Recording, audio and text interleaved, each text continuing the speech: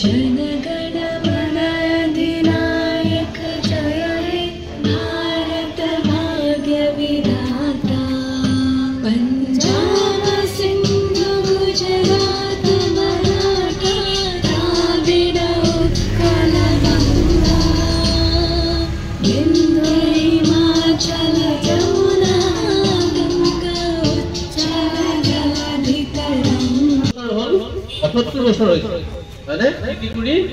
18 বছর মানে